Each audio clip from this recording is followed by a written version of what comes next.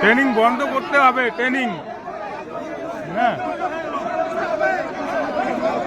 একজন মারা গেছে এখানে, আর এই ট্রেনিং ট্রেনিং খালি ট্রেনিং বন্ধ করতে হবে।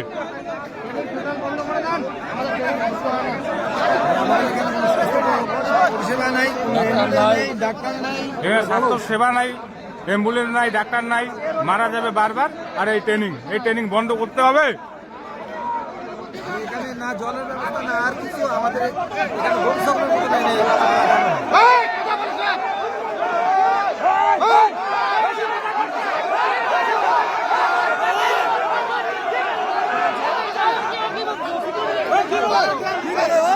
কি